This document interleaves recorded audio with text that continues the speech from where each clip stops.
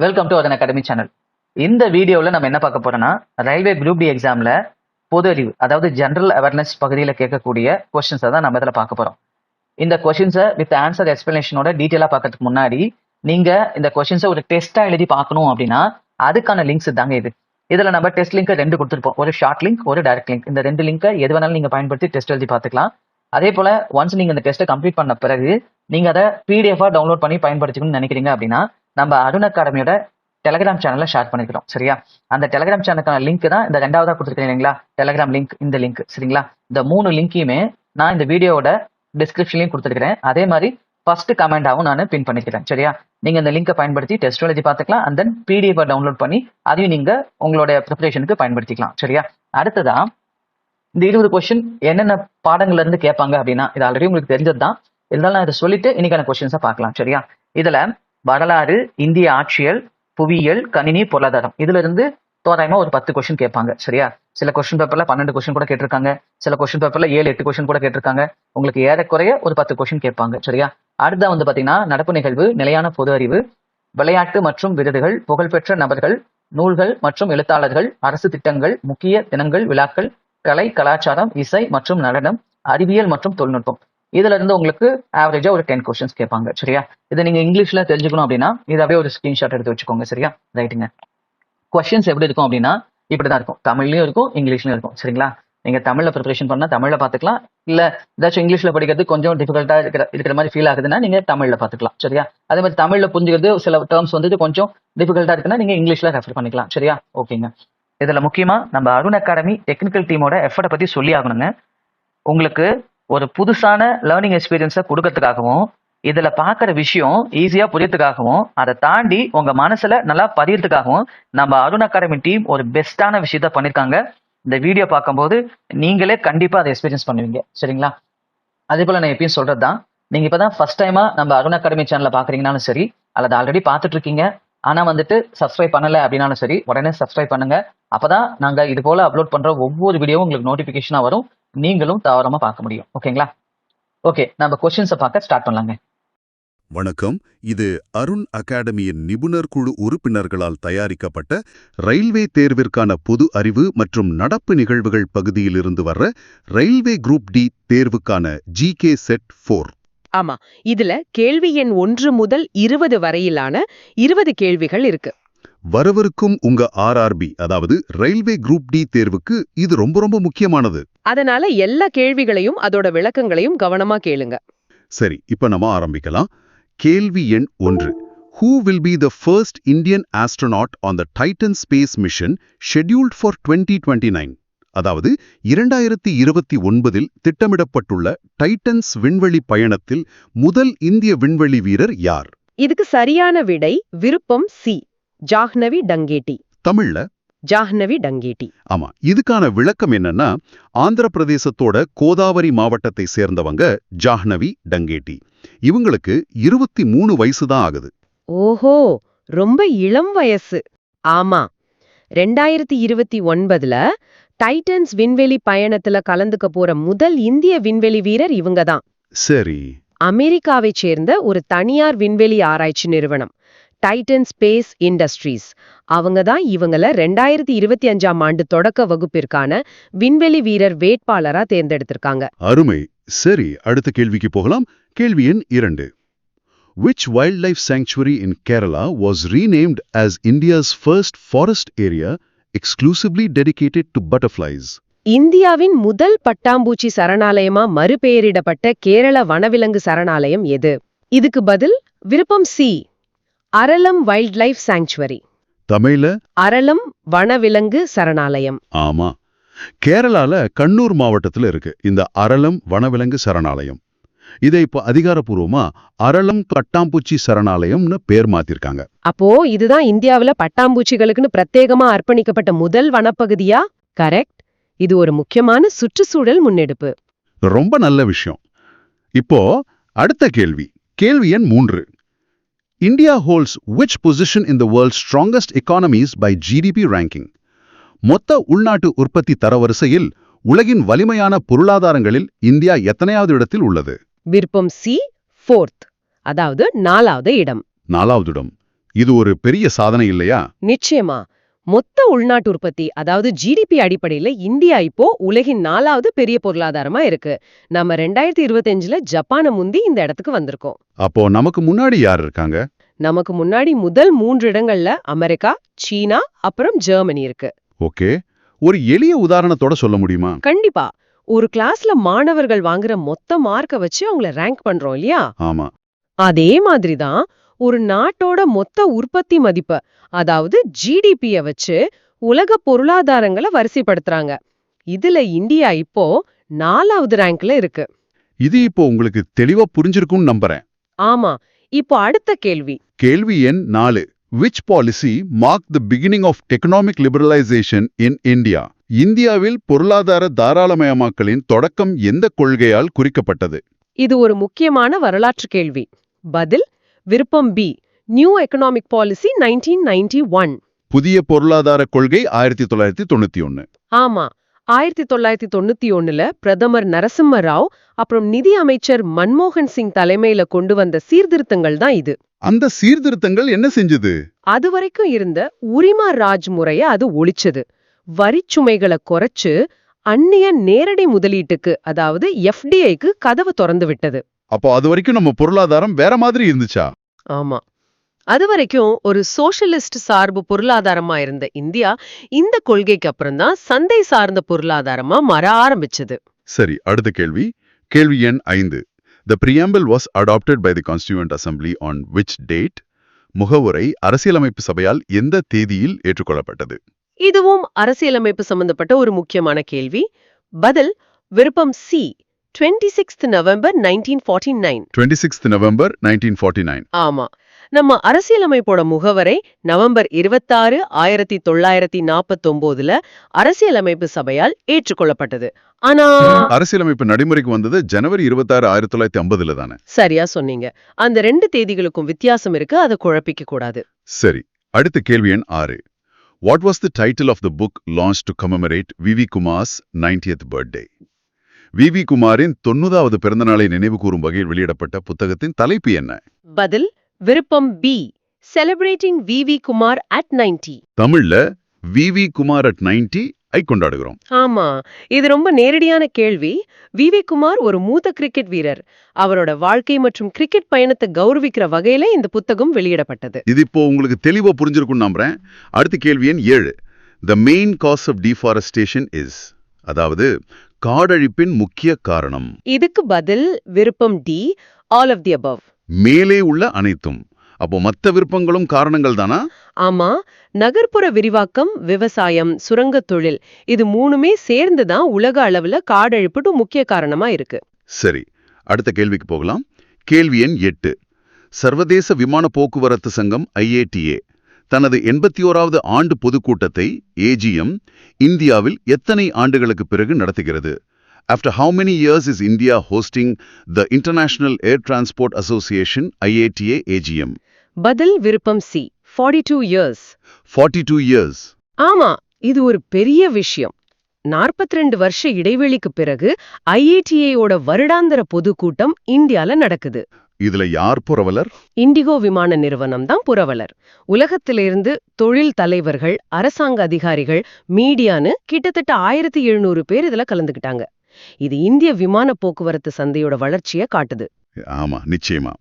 இப்போ கேள்வி எண் 9. Which one does not belong to the ideals of the preamble? முகவுரையின் கொள்கைகளுடன் பொருந்தாத ஒன்றை தேர்ந்தெடு. பதில் விருப்பம் சி, மோனார்கி. மடியாட்சி. ஆமா, நம்ம அரசியலமைப்போட முகவுரை நீதி, சுதந்திரம், சமத்துவம், சகோதரத்துவம் இதையெல்லாம் தான் வலியுறுத்துது. ஆனா முடியாட்சிங்கிறது இதுக்கு நேரெதிரானது இல்லையா? கரெக்ட். முகவுரை இந்தியாவை ஒரு இறையாண்மை, சோஷலிஸ்ட், மதச்சார்பற்ற ஜனநாயக குடியரசா அறிவிக்குது. குடியரசுனா பரம்பரை ஆட்சி கிடையாது, மக்களால் தேர்ந்தெடுக்கப்பட்ட தலைவர் தான் இருப்பாங்க. அப்போ முடியாட்சிங்கிற கருத்து முகவுரையோட கொள்கைகளுக்கு எதிரானது. சரியா சொன்னீங்க. இது இப்போ உங்களுக்கு தெளிவா புரிஞ்சிருக்கும்னு நம்புறேன். அடுத்து கேள்வி எண் 10. India's Cold Desert Biosphere Reserve, recently added to the UNESCO WNBR, is located in which state's district? சமீபத்தில் யுனெஸ்கோ WNBR-இல் சேர்க்கப்பட்ட இந்தியாவின் குளிர் பாலைவன உயிர்க்கோள காப்பகம் எந்த மாநிலத்தின் மாவட்டத்தில் அமைந்துள்ளது? இதுக்கு பதில் விருப்பம் டி. ஹிமாச்சல பிரதேசஸ் லாஹோல் ஸ்பிட்டி டிஸ்ட்ரிக்ட். ஹிமாச்சல பிரதேசத்தின் லாஹோல் ஸ்பிட்டி மாவட்டம். ஆமா, ஹிமாச்சல பிரதேசத்துல இருக்கிற இந்த குளிர் பாலைவன உயிர்கோள காப்பகத்தை செப்டம்பர் 27, 2025 யுனெஸ்கோவோட உலகளாவிய உயிர்கோள காப்பக வலையமைப்புல, அதாவது WNBRல சேர்த்தாங்க. ஓ, அப்போ இந்தியால இருந்து இப்போ மொத்தம் எத்தனை உயிர்கோள காப்பகங்கள் இந்த பட்டியல்ல இருக்கு? இது சேர்ந்ததுக்கு அப்புறம் இந்தியால இருந்து மொத்தம் 13 உயிர்கோள காப்பகங்கள் யுனெஸ்கோ பட்டியல்ல இருக்கு. சரி, இப்போ அடுத்த கேள்வி. கேள்வி எண் 11. The concept of judicial review in India is borrowed from the constitution of which country? இந்தியாவில் நீதித்துறை மறுஆய்வு என்ற கருத்து எந்த நாட்டின் அரசியலமைப்பிலிருந்து கடன் வாங்கப்பட்டது? இது அரசியலமைப்புல ஒரு முக்கியமான அம்சம். பதில் விருப்பம் B. United States of America. America ஐக்கிய நாடுகள். ஆமா, இந்த நீதித்துறை மறுஆய்வுங்கிற கான்செப்ட நாம அமெரிக்க அரசியலமைப்புல இருந்து தான் எடுத்திருக்கோம். அப்படின்னா என்ன? அது என்ன செய்யும்? அதாவது பார்லிமெண்ட் கொண்டு வர்ற சட்டங்களோ இல்ல அரசாங்கத்தோட உத்தரவுகளோ அரசியலமைப்புக்கு உட்பட்டு இருக்கான்னு கோர்ட் சரி பார்க்கும். அப்படி இல்லைன்னா அதை செல்லாதுன்னு அறிவிக்கிற அதிகாரம் தான் இது. ஓ, இது ஜனநாயகத்துக்கு ஒரு பாதுகாப்பு மாதிரி. கரெக்ட். உச்ச நீதிமன்றம், உயர் நீதிமன்றங்களுக்கும் இந்த அதிகாரம் இருக்கு. நாடு vision 2030 in terms of economic growth. Tamil Nadu தொலைநோக்கு 2030 முக்கிய நோக்கம் பொருளாதார வளர்ச்சிக்கு அடிப்படையில் என்ன? பதில் விருப்பம் B. Becoming a $1 trillion economy by 2030. 2030க்குள் ஒரு $1 trillion பொருளாதாரமாக மாறுதல். ஆமா, தமிழ்நாடு தொலைநோக்கு 2030 ஆவணம் மாநிலத்தோட வளர்ச்சிக்கான ஒரு பெரிய திட்டம். அதோட முக்கிய இலக்கே இதுதான். அப்போ வெறும் பொருளாதார வளர்ச்சி மட்டும்தானா? இல்ல, அது மட்டும் இல்ல. உற்பத்தி, சேவை, விவசாயம்னு எல்லா துறைகள்லயும் நிலையான மற்றும் எல்லாரையும் உள்ளடக்கிய வளர்ச்சியை அடையணும்னு இலக்கு வச்சிருக்காங்க. சுற்றுச்சூழல் நிலைத்தன்மைக்கும் முக்கியத்துவம் கொடுக்கறாங்க. இது இப்போ உங்களுக்கு தெளிவா புரிஞ்சிருக்கும் நம்புறேன். சரி, அடுத்த கேள்வி. கேள்வி எண் 13. A person can acquire Indian citizenship by which of the following methods? ஒரு நபர் பின்வரும் எந்த முறைகளில் இந்திய குடியுரிமையை பெறலாம்? பதில் விருப்பம் D. All of the above. மேற்குறிப்பிட்ட அனைத்தும். ஆமா, 1955 கொண்டு வந்த குடியுரிமை சட்டம் இந்திய குடியுரிமை வாங்குறதுக்கு 5 வழிகளை சொல்லுது. என்னென்ன வழிகள் அது? பிறப்பால், வம்சாவளியால், பதிவின் மூலம், இயல்பமயமாக்கர் மூலம், அப்புறம் ஒரு புதிய பகுதியை நம்ம நாட்டோட இணைப்பதன் மூலம். ஆக கொடுக்கப்பட்ட எல்லா ஆப்ஷன்ஸும் சரிதான். ஆமா, எல்லாமே சரியான முறைகள் தான். கேள்வி எண் 14. Which of the following is not a pillar of Niti Aayog? பின்வருவனவற்றுள் எது நீதி ஆயோகின் தூண் அல்ல? இது ஒரு சின்ன குழப்பமான கேள்வி மாதிரி தெரியலாம். பதில் விருப்பம் டி. Environmental protection. சுற்றுச்சூழல் பாதுகாப்பு. ஆமா, நீதி ஆயோக் வளர்ச்சி சம்பந்தமா பல விஷயங்கள்ல கவனம் செலுத்தினாலும் அவங்க வரையறுத்த 7 முக்கிய தூண்கள்ல சுற்றுச்சூழல் பாதுகாப்புன்னு நேரடியா ஒரு தூண் கிடையாது. அப்போ அந்த 7 தூண்கள் என்னென்ன? மக்கள் சார்பு, குடிமக்கள் ஈடுபாடு, பெண்களுக்கு அதிகாரம், உள்ளடக்கிய வளர்ச்சி, இளைஞர்களுக்கு சமத்துவம், வெளிப்படைத்தன்மை, இப்படி சில முக்கியமான விஷயங்கள் இருக்கு. ஆனா அவங்க சுற்றுச்சூழல் பத்தி பேசவே மாட்டாங்களா? அப்படி இல்ல. அவங்களோட பல திட்டங்கள்ல சுற்றுச்சூழல் ஒரு முக்கிய அங்கமா தான் இருக்கும். ஆனா அது ஒரு தனி தூணா குறிப்பிடப்படல, அவ்வளவுதான். சரி, புரிஞ்சது. கேள்வி எண் 15. The National Development Council NDC is headed by whom? தேசிய வளர்ச்சி குழுவின் NDC தலைவர் யார்? இதுக்கு பதில் விருப்பம் B. Prime minister of India. இந்திய பிரதமர். ஆமா, இந்திய பிரதமர் தான் தேசிய வளர்ச்சி குழுவோட அலுவல் வழி தலைவர், அதாவது எக்ஸ் அஃபிஷியோ சேர்மன். இந்த NDCயோட வேலை என்ன? இது நம்ம நாட்டுல வளர்ச்சி சம்பந்தமான விஷயங்கள்ல முடிவெடுக்கிறதுக்கும் விவாதிக்கிறதுக்குமான ஒரு உச்ச அமைப்பு. இது இப்போ உங்களுக்கு தெளிவா புரிஞ்சிருக்கும்னு நம்புறேன். சரி, அடுத்த கேள்விக்கு போவோம். கேள்வி எண் 16. The constellation Saptarishi is known to Westerners as the Saptarishi என்ற நட்சத்திர கூட்டம் மேற்கத்தியர்களால் என அறியப்படுகிறது. இது ஒரு சுவாரஸ்யமான கேள்வி. பதில் விருப்பம் C. Big dipper. Big dipper. ஆமா, பிக் டிப்பர்ங்கிறது உர்சா மேஜர் அப்படிங்கிற நட்சத்திர கூட்டத்துல இருக்கிற 7 பிரகாசமான நட்சத்திரங்களோட ஒரு தொகுப்பு. அதத்தான் நாம சப்தரிஷி மண்டலம்னு சொல்றோமா? ஆமா, அவங்க அத ஒரு பெரிய கரண்டி மாதிரி பாக்குறாங்க. நாம 7 ரிஷிகளா பாக்குறோம். ஒரே விஷயத்துக்கு 2 விதமான பார்வை. அருமை.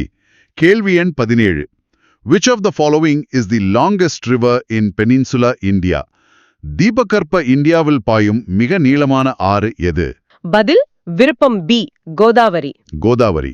இது ரொம்ப நேரடியான புவியியல் கேள்வி. தீபகற்ப இந்தியாவுல பாயிற மிக நீளமான ஆறு கோதாவரி தான். இத தக்ஷிண கங்கான்னு கூட சொல்லுவாங்க. தெற்கின் கங்கைன்னு அர்த்தமா? ஆமா, கரெக்ட். கேள்வி எண் 18. Which Indian Grandmaster achieved a historic victory over World Chess Champion Magnus Carlsen at Norway Chess 2025? Norway சதுரங்க போட்டி 2025இல் உலக சதுரங்க சாம்பியன் மேக்னஸ் கார்ல்சனை எதிர்த்து ஒரு வரலாற்று வெற்றியை பெற்ற இந்திய கிராண்ட் மாஸ்டர் யார்? இது சமீபத்திய விளையாட்டு செய்தி. பதில் விருப்பம் C, D Gukesh. D Gukesh. ஆமா, நம்ம இந்திய grandmaster D Gukesh Norway chess போட்டியில உலக சாம்பியன் மேக்னஸ் கார்ல்சனை தோற்கடிச்சு ஒரு வரலாற்று வெற்றி பெற்றார். இது ஏன் அவ்ளோ பெரிய வெற்றி? ஏன்னா இது கார்ல்சனுக்கு எதிரா அவரோட முதல் கிளாசிக்கல் வெற்றி. இது செஸ் உலகத்துல ஒரு பெரிய விஷயம். இது இப்போ உங்களுக்கு தெளிவா புரிஞ்சிருக்கும்னு நம்புறேன். சரி, அடுத்த கேள்வி. கேள்வி எண் 19. What is India's global rank in potato production? உருளைக்கிழங்கு உற்பத்தியில் இந்தியாவின் உலகளாவிய தரம் என்ன? பதில் விருப்பம் பி, செகண்ட். இரண்டாவது இடம். ஆமா, உருளைக்கிழங்கு உற்பத்தியில உலக அளவுல சீனாவுக்கு அடுத்தபடியா இந்தியா 2வது இடத்துல இருக்கு. ஓ, அப்படியா? எவ்வளவு உற்பத்தி பண்றோம் நாம? 2020 புள்ளி விவரப்படி இந்தியா 51.30 மில்லியன் டன் உருளைக்கிழங்கு உற்பத்தி செஞ்சது. அதே சமயம் சீனா 78.24 மில்லியன் டன் உற்பத்தி செஞ்சாங்க. இது பெரிய வித்தியாசம்தான். சரி, நம்ம கடைசி கேள்வி. கேள்வி எண் 20. Which organization released the State of the Climate in Asia 2024 report? ஆசியாவில் காலநிலை 2024 அறிக்கையை வெளியிட்ட அமைப்பு எது? இது ஒரு முக்கியமான சுற்றுச்சூழல் கேள்வி. பதில் விருப்பம் சி, வேர்ல்ட் மீட்டியராலஜிக்கல் ஆர்கனைசேஷன், WMO. உலக வானிலை ஆய்வு அமைப்பு, WMO. ஆமா, இந்த அமைப்பு ஜூன் 2025ல ஒரு அறிக்கை வெளியிட்டாங்க. அதுபடி ஆசியா உலக சராசரியை விட கிட்டத்தட்ட 2 மடங்கு வேகமா வெப்பமாகுதாம். 2 மடங்கா? இது ரொம்ப அதிர்ச்சியான தகவல். ஆமா, அது மட்டும் இல்ல, 2024 தான் ஆசியாவில இதுவரைக்கும் பதிவான மிக வெப்பமான வருஷம்னு அந்த அறிக்கை சொல்லுது. பசிபிக், இந்திய பெருங்கடல் பகுதிகள்ல கடல் வெப்ப அலைகளும் சாதனை அளவை எட்டியிருக்கு. இது ஒரு பெரிய அபாய எச்சரிக்கை. நிச்சயமா. இந்த உள்ளடக்கம் உங்கள் தேர்வு தயாரிப்பிற்கு உதவியாக இருக்கும் என நம்புகிறோம். இதே போன்ற முக்கியமான உள்ளடக்கத்துடன் அடுத்த காணொளியில் மீண்டும் சந்திப்போம். நன்றி. ஓகேங்க, இந்த வீடியோட ஃபைனலுக்கு வந்தாச்சு. இது எப்படிங்க இருந்துச்சு இந்த வீடியோ? கண்டிப்பாக இது உங்களுக்கு புதுசாக இருக்கும்னு நினைக்கிறேன் இல்லையா? ஒரு புது எக்ஸ்பீரியன்ஸாக இருக்கும்னு நினைக்கிறேன். அண்ட் தென் இந்த வீடியோவில் சொல்லிக் கொடுத்த விஷயம் வந்துட்டு உங்களுக்கு ரொம்ப இன்ஃபர்மேட்டிவாக இருந்திருக்கும். அண்ட் தென் நல்லா புரிஞ்சிருக்கும்னு நம்புறேன் இல்லையா? ஏன்னா அதான் ரொம்ப முக்கியம். ஏன்னா திரும்ப இந்த கான்செப்ட்ல இருந்து உங்களுக்கு எக்ஸாமில் கொஸ்டின் கேட்குறாங்கன்னா கரெக்டான ஆன்சர் பண்ணணும். அது பண்ணணும் அப்படின்னா நம்ம அந்த விஷயத்த புரிஞ்சு கற்றுருக்கணும். அப்போ தான் வந்துட்டு எப்போ அந்த கான்செப்ட்ல இருந்து கொஸ்டின் கேட்டாலும் நம்மளால ஈஸியாக வந்துட்டு அதுக்கான கரெக்டான ஆன்சரை பண்ண முடியும். அது ரொம்ப முக்கியம். சரியா? கண்டிப்பாக இந்த வீடியோ உங்களுக்கு அது மாதிரி ஒரு எக்ஸ்பீரியன்ஸை கொடுத்துருக்கும் அப்படின்னு நான் நம்புறேன். சரியா? கண்டிப்பாக இது உங்களுக்கு ரொம்ப சாட்டிஸ்ஃபைடாக இருந்துச்சு அப்படின்னா இந்த வீடியோக்கு ஒரு லைக் பண்ணுங்க. அதே போல் நம்ம அருண் அகாடமியோட டெக்னிக்கல் டீமோட எஃபர்ட் உங்களுக்கு ரொம்ப பிடிச்சிருந்துச்சு, அவங்கள நீங்கள் அப்ரிஷியேட் பண்ணணும்னு நினச்சாலும் இந்த வீடியோக்கு ஒரு லைக் பண்ணுங்க. சரிங்களா? அதே மாதிரி உங்கள் ஃப்ரெண்ட்ஸு இது போல் குரூப் டி எக்ஸாமுக்கு ப்ரிப்பரேஷன் பண்ணிட்டு இருக்காங்கன்னா அவங்களுக்கும் இந்த வீடியோவை ஷேர் பண்ணுங்க. டெஃபினட்டாக அவங்களுக்கும் ரொம்ப யூஸ்ஃபுல்லாக இருக்கும். அதே மாதிரி நீங்கள் இப்போ தான் ஃபஸ்ட் டைமாக நம்ம அருண் அகாடமி சேனலில் பார்க்குறீங்கனாலும் சரி, அல்லது பார்த்துட்டு இருக்கீங்க இன்னும் சப்ஸ்கிரைப் பண்ணலை அப்படின்னாலும் சரி, மறக்காமல் சப்ஸ்கிரைப் பண்ணுங்க. அப்போ தான் நாங்கள் இது போல் அப்லோட் பண்ணுற ஒவ்வொரு வீடியோ உங்களுக்கு நோட்டிஃபிகேஷனாக வரும். நீங்களும் தவறாமல் பார்த்து உங்களை நீங்கள் அப்டேட் பண்ணிக்க முடியும். ஓகேங்களா? தேங்க்யூ ஃபார் வாட்சிங் அருண் அகாடமி சேனல்.